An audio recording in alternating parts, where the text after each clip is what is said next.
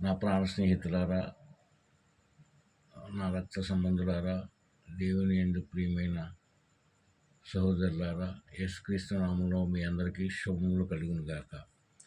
దేవుని వాక్యం పఠిస్తాం. యాకోబు రాసిన పత్రిక 1వ అధ్యాయం 22వ వచనంలో, మీరు వినువారు మాత్రమై ఉండి మిమ్మల్ని మీరు మోసపరుచుకొనకుడి, వాక్య ప్రకారం ప్రవర్తించేవారునై ఉండుడి. దేవుని స్తోత్రం. మనము వినేవారము, దేవుని వాక్యాన్ని విన్నవారు ఏం చేయాలట? మోసపరుచుకోకూడదంట. మోసపరుచుకుంటాం అంటే ఏదో గుళ్ళోకి వచ్చాం కదా, విన్నాం కదా, వెళ్ళిపోయాం అనుకుంటే కాదు. ఏ వాక్యం అయితే నీతో మాట్లాడుతుందో ఆ వాక్య ప్రకారంగా నువ్వు నడుచుకున్నట్లయితే దేవుడు నిన్ను నీవు మోసపరుచుకోకుండా ఉన్నట్లు లెక్క. అయితే ఎందుకు మనం మోసపరుస్తాము అని అంటే, లోకా సువార్త 21వ అధ్యాయం 34వ వచనంలో, మీ హృదయములు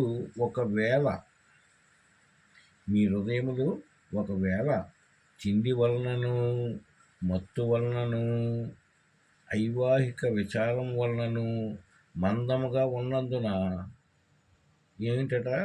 తిండి వలన, మత్తు వలన, ఐవాహిక విచారం వలనను మనం మందముగా ఉన్నందున ఆ దినం అకస్మాత్తుగా మీ మీదకి ఉరి వచ్చినట్లు రాకుండా మీ విషయమై మీరు జాగ్రత్తగా ఉండాలి.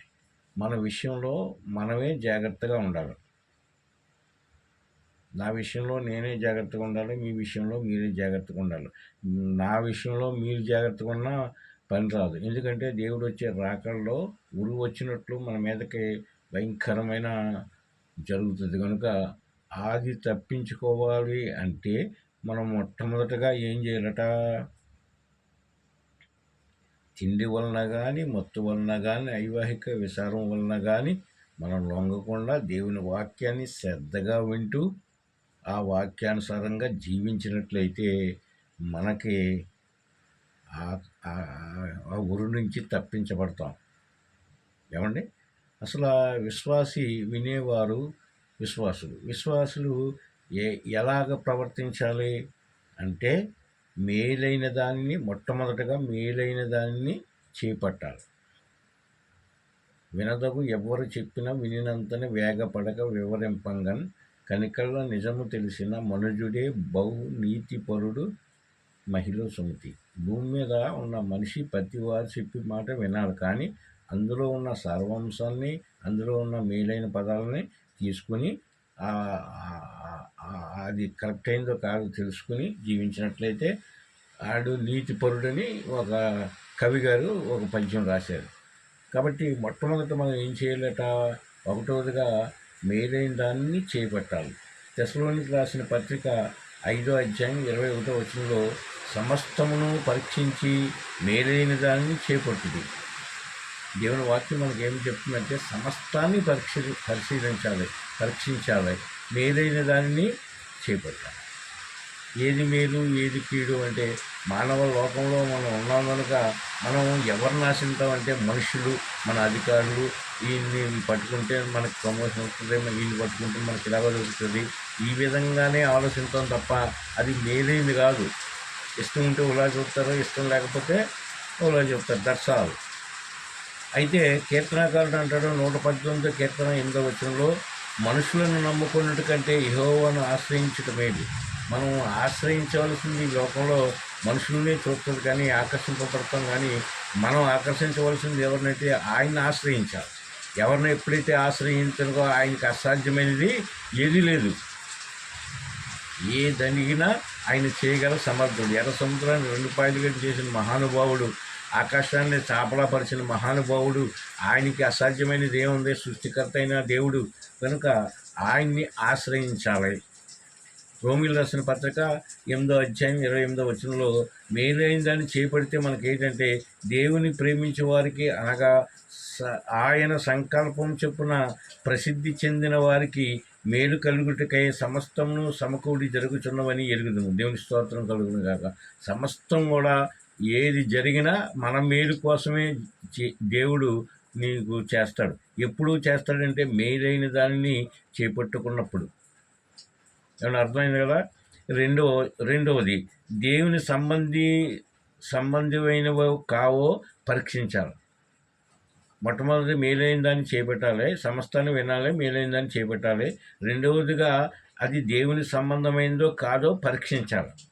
చూద్దాం. మొదటి యోహాను పత్రిక 4:1 ప్రియులారా, అనేకులైన అబద్ధ ప్రవక్తలు లోకంలోనికి బయలువెళ్ళి ఉన్నారు కనుక ప్రతి ఆత్మను నమ్మక ఆయా ఆత్మలు దేవుని సంబంధమైనవో కావో పరీక్షించాలి.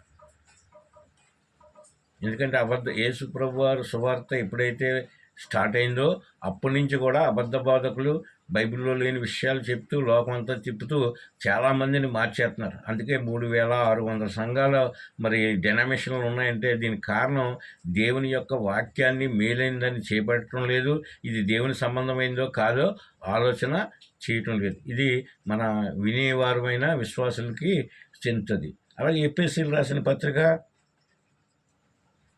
4:14 అందువలన మనం ఇక మీదట పసిపిల్లలమై ఉండి మనుషుల మాయోపాయముల చేత వంచనతోనూ తప్పు మార్గమునకు లాగు కుయుక్తితోనూ గాలికి కొట్టుకొని పోవునట్లు కల్పించబడిన ప్రతి ఉపదేశమునకు అటు ఇటు కొట్టుకుని పోవచ్చు అలల చేత ఎగరగొట్టిన వారమై నట్టుండక.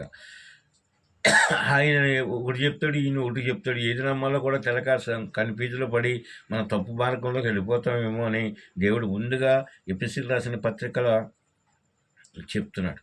ఎందుకంటే అది దైవజనులే కదా చెప్పారు అని మనం గుడ్డిగా నమ్మేస్తాం.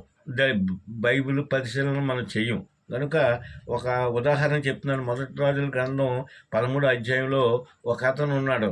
దేవుడు అతనికి ఏం చెప్పాడంటే ఒక చోటకి వెళ్ళు, ఈ కార్యక్రమం అంతా చేసుకుని అక్కడ ఏమి అన్నపానాలు ఏమి ముట్టుకోకు, వచ్చిన దారి అంటే రాకో, వేరే దారిలో వెళ్ళిపోమని చెప్పినప్పుడు ఆ దైవజనుడు అక్కడ దేవుడు చెప్పిన పని అంతా చేసాడు శ్రద్ధగా. తిరిగి రిటర్న్ అదే దారి రాకుండా వేరే దారిని వెళ్తున్నాడు. ఇంకొక ప్రవక్త వాళ్ళ కొడుకుని పంపించి ఆయన ఎక్కడున్నాడో చూడమన్నాడు. మస్తకి రస్తం కింద ఉన్నాడు.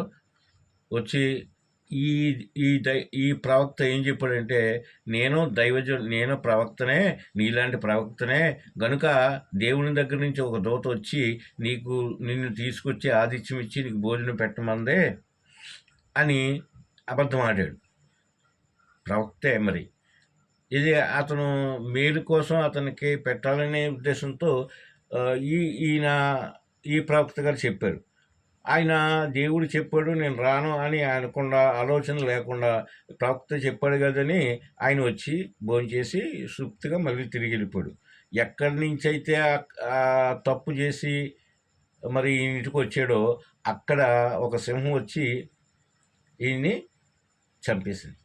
చంపేసిన సింహం ఏం చేయాలి? తినాలి. తినకుండా అక్కడ కాపలా ఉంది. మరి గాడిదనన్నా తినాలి కదా, గాడిదని ఏం తినలేదు. గాడిది సింహం కూడా అక్కడ కాపలా ఉంది. చిన్న అబద్ధాన్ని నమ్మటం వలన ఏం వచ్చింది? ఆత్మీయ మరణం, శారీరక మరణం కూడా వచ్చింది. ఏమండి, ఇది దేవుని సంబంధమైందో కాదో మనం ఏం చేయాలి? పరిశీలన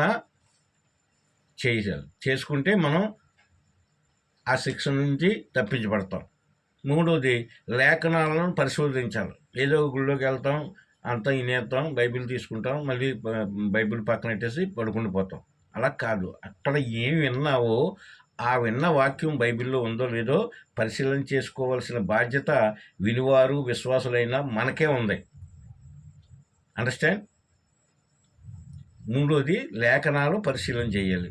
అపోస్తుల కార్యం 17:11 అక్కడ యెరూషలేము నుంచి సమస్యల గురించి పౌలు శీల గారు వచ్చేసి తెస్సలోనికలో బోధించారు. రెండోది తెస్సలోనికల నుంచి బెరయ ప్రాంతానికి వచ్చారు. అక్కడ ప్రసంగం చెప్పారు. చదువుతున్నాం చూడండి.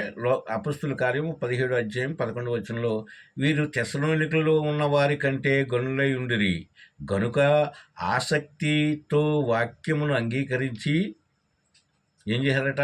ఎందుకు గనులై ఉన్నారంటే ఆసక్తితో చాలా శ్రద్ధగా విన్నారంట. ఆయన పౌలు శీల నోట్లోంచి వచ్చిన మాటని టక్మని క్రాస్ వెంటనే పట్టుకునేవారు. ఆసక్తితో అంగీకరించారు.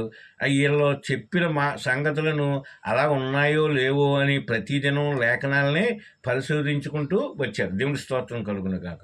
అలాగే మనం ఎక్కడైతే దేవుని వాక్యం విన్నామో, దేవుని మాటలు విన్నామో అవి బైబిల్లో ఉన్నాయో లేవో అని మనం పరిశీలించే ప్రతిదినం కూడా ఏం చేయాలట? పరిశీలించేవారుగా ఉండాలి, పరీక్షించేవారుగా ఉండాలి. దేవుని స్తోత్రం. అందుకే తెస్సలోనికయులు 2:15 పౌలు గారు చెప్తున్నారు, మా నోటి మాట వలనైనను మా పత్రికల వలనైనను బోధించిన విధులను చేపట్టుడు. దేవుని స్తోత్రం కలుగుతున్నారు. బైబిల్లో ఉన్న మాటలు మాత్రమే చేపట్టాలి. బైబిల్లో లేని మాట ఎవరన్నా దైవజనులు, ఎంత పెద్ద దైవజనులు చెప్పినా మనం దాన్ని అంగీకరించకూడదు. అంగీకరించవలసిందంటే పరిశుద్ధ గ్రంథంలో ఉన్న లేఖనాలు మాత్రమే చేపట్టుకోవాలి. ఏమన్నా అర్థమైంది కదా? మూడవది. నాలుగవది, మనం ఏం చేయాలి? బైబిల్ వ్యతిరేక బోధకు తొలగిపోవాలి. బైబిల్కి వ్యతిరేక బోధ చేసే వారిని మనం అర్థం చేసుకుని అక్కడి నుంచి మనం ఏం చేయాలి? వెళ్ళిపోవాలి. చూద్దాం. రోమీలు రాసిన పత్రిక 16:17-18. రోమీలు రాసిన పత్రిక 16:17-18. సహోదరులారా, మీరు నేర్చుకున్న బోధకు వ్యతిరేకముగా భేదములను ఆటంకములను కలుగుజేయ వారిని కనిపెట్టి ఉండుడని మిమ్మును బ్రతిమాలుకొనుచున్నాను. వారితో నుండక తొలగిపోవుడి. అట్టివారు మన ప్రభువైన క్రీస్తుకు కాక తమ కడుపుకే దాసులు. వారు ఇంపైన మాటల వలనను ఇచ్చకపు మాటల వలనను నిష్కపటుల మనసులను మోసపరుచుతున్నారు. దేవుని వాక్యం అని చెప్పి ఏం చేస్తారో మోసపడుతున్నారు. ఇందాక ప్రవక్తను కూడా అలాగే మోసం చేశాడు. అలాగే మోసపరచుకోకుండా బైబిల్కి వ్యతిరేకమైన మాటలు మనం విన్నప్పుడు వారి నుంచి ఏం చేయాలని చెప్తుంది వాక్యం? తొలగిపోవాలి, అక్కడి నుంచి వెళ్ళిపోవాలి. అలాగే 2 తిమోతి 3:15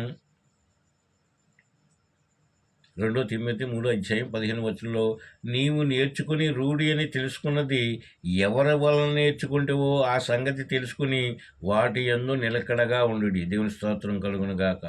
దేవుని వాక్యం ఎవరైతే కరెక్ట్గా సత్యాన్ని బోధించారో వారి వాక్యాన్ని పట్టుకుని అది బైబిల్లో ఉందో లేదో తెలుసుకుని నువ్వు నిర్ధారించుకుని ఇది కరెక్టే అని నిర్ధారించుకుని ఆ మార్గంలో నుంచి ఏం చేయకూడదట? నిలకడగా ఉండాలి. అదే మాట మీద నిలబడాలి. అంతేగాని అటు ఆ మాట విని ఈ మాట విని మధ్యని 2 పొడవుల మీద కాలెత్తి ఏమవుతుంది?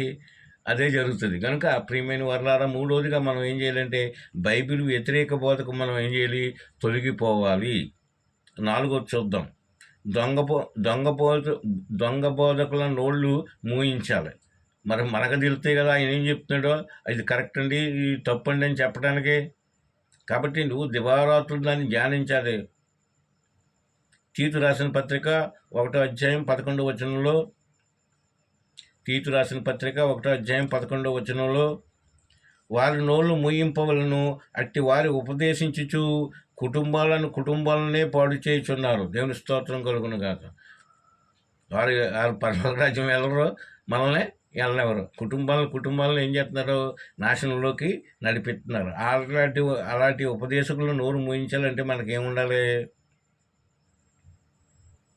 ఏముండాలమ్మా? అలాగే ఇప్పుడు మార్కు సువార్త 9:44 అగ్ని ఆరదు, పురుగు చావదు అని బైబిల్ చెప్తుంది. అలాగే మత్తయి సువార్త 8:12 అక్కడ ఏడుపును పళ్ళు కొరుకుతూ ఉంటాయని చెప్తుంది. కొంతమంది దైవజనులు ఏం చెప్తారంటే అసలు మరణించిన తర్వాత మళ్ళీ తిరిగి లేచే పని లేదు, అక్కడ స్వర్గం నరకం అనేది లేదు అని చెప్పి అబద్ధాలు ఆడుతూ ఉంటారు. అవి మనం బైబిల్లో ఉన్నాయో లేదో చూసుకుని జాగ్రత్తగా ఏం చేయాలట? వాళ్ళ నోరు ఎక్కడ ఉందో చూపించని వాళ్ళని నేను గట్టిగా నిలదెత్తే వాళ్ళ నోరు పూసుకుని వెళ్ళిపోతారు. అలాగే తీతుకు రాసిన పత్రిక 2:15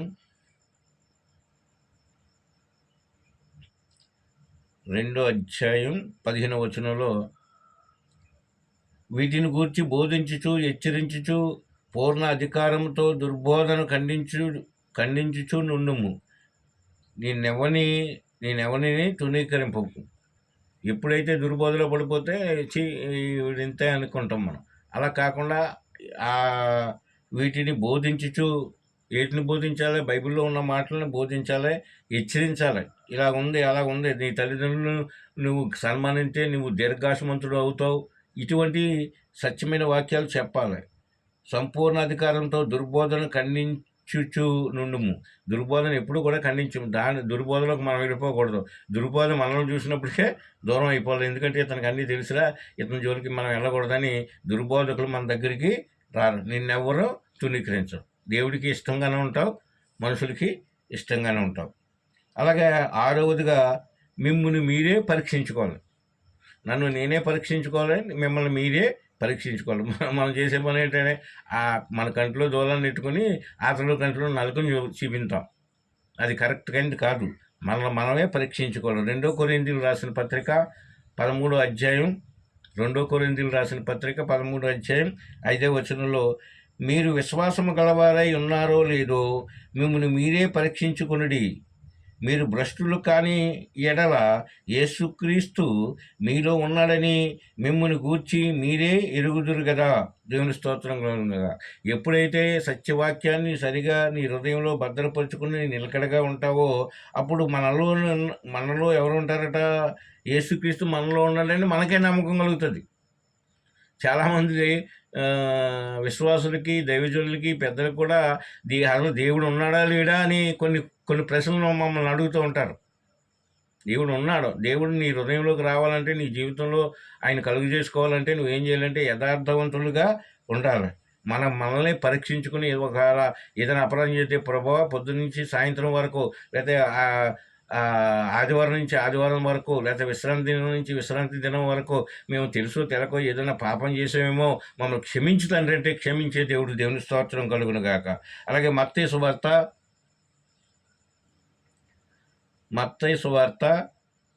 23వ అధ్యాయం 13వ వచనం చూద్దాం. 23వ అధ్యాయం 13వ వచనం. అయ్యో వేషధారులైన శాస్త్రులారా, పరిసయ్యులారా, మీరు మనుషులు ఎదుట పరలోకమును మూయుదురు. దేవుని స్తోత్రం కలుగును గాక. ఎప్పుడైతే తప్పుడు బోధలోకి వెళ్ళామో వాళ్ళు పరలోక రాజ్యంలోకి వెళ్ళలేరు. మనం ఇనివారం కూడా ఏం చేయలేము, పరలోక రాజ్యంలోకి వెళ్ళలేము. కనుక ఈ సత్యవాక్యాన్ని మనం సరిగా అర్థం చేసుకుని జీవించేవారుగా ఉందాం. 7వదిగా ఈ వాక్యం చెప్పి ముగించుకుందాం. 2వ యోహాను పత్రిక 1వ అధ్యాయం 10-11లో, ఎవడైనను ఈ బోధన తేక మీ ఇంటి చేర్చుకొనవద్దు, శుభమని వానితో చెప్పవద్దు. శుభమని వానితో చెప్పిన వాడు వాని దుష్టక్రియలలో పాలు పొందును. దేవుని స్తోత్రం. నువ్వు మంచిదానవే కానీ ఎప్పుడైతే ఆ బోధన విని లోనకు చేర్చుకుని భోజనం టీ లేకపోతే ఏదో పెట్టి శుభంగా వెళ్ళండి బాబు అని అన్నావనుకో, వారి పాపంలో కూడా వారికి ఏ శిక్ష వస్తుందో ఆ శిక్ష కూడా, నువ్వు ఎంత మంచిదానమైనా ఎంత భక్తురాలు అయినా ఆ శిక్ష కూడా నీకు వస్తుందని బైబిల్ చెప్తుంది. అంటే సొమ్మని వాళ్ళతో చెప్పొద్దు, వాళ్ళతో పలకరించొద్దని దానికి అర్థం. మరి ఇవన్నీ విన్నాం కదా. మొట్టమొదటిగా వినేవారమైన మనం ఏమేమి పాటించాలి అంటే, మొట్టమొదటిగా మేలైన దానిని చేపట్టాలి. మనుషులను ఆశ్రయించుట కంటే యెహోవాని దేవుణ్ణి ఆశ్రయించాలి. బైబిల్నే ఆశ్రయించాలి. వాక్యమైన దేవుణ్ణే ఆశ్రయించాలి. 2వదిగా అవి దేవుని సంబంధమైనవో కావో పరీక్షించాలి. దేవుని స్తోత్రం. 2వది ఏంటట, నువ్వు విన్న వాక్యం అది దేవుని సంబంధమైందా కాదా ఆలోచించి పరీక్షించుకోవాలి. 3వది లేఖనాల్లో పరిశోధించాలి. లేఖనాల్లో ఉన్నాయా? దేవుడు ఏం చెప్పాడు? దేవుడు ఎప్పుడు వస్తానన్నాడు? దేవుడు 2వ రాకడలో ఏం జరుగుతుంది? 2వ రాకడలో సూచనలు ఏంటి? ఇవన్నీ కూడా మనం జాగ్రత్తగా పరిశీలన చేస్తే దేవుడు అన్నీ మనకు తెలియజేస్తాడు. 4వదిగా బైబిల్ వ్యతిరేక బోధకు తొలగిపోండి. బైబిల్ ఎప్పుడైతే వ్యతిరేకంగా బోధ జరుగుతుందో ఆ బోధ కరెక్ట్ అయిందా కాదని ఎప్పుడైతే తెలుసుకున్నావో అది కరెక్ట్ అయింది కాదన్నప్పుడు ఏం చేయాలట? అక్కడి నుంచి తొలగిపోవాలి. 5వదిగా దొంగ బోధకుల నోళ్ళు మూయించాలి. దొంగ బోధకులను నోరు మూయించాలంటే బైబిల్లో రిఫరెన్స్ అక్కడ ఉందా లేదా, ఆయన ఏం చెప్తున్నాడు, బైబిల్లో ఏముంది పరిశీలన చేస్తే ఏంటంటే ఇలా చెప్పారు అన్నప్పటికీ వెంటనే నోరు మూసుకుని అతను వెళ్ళిపోతాడు.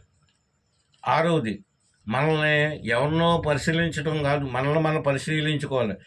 మిమ్మల్ని మీరే పరీక్షించుకోవాలి. ప్రభువా, మేము ఏదైనా అపరాధం చేసామా, నీ వాక్యానుసారంగా జీవించలేదా, మీ వాక్యం నాకు అర్థమవుతలేదా అంటే మీలో ఎవరైనాను అజ్ఞానులైతే జ్ఞానం కావాలని కోరుకుంటే దేవుడు విస్తారమైన జ్ఞానాన్ని, బైబిల్ జ్ఞానాన్ని మనకి అందిస్తాడు.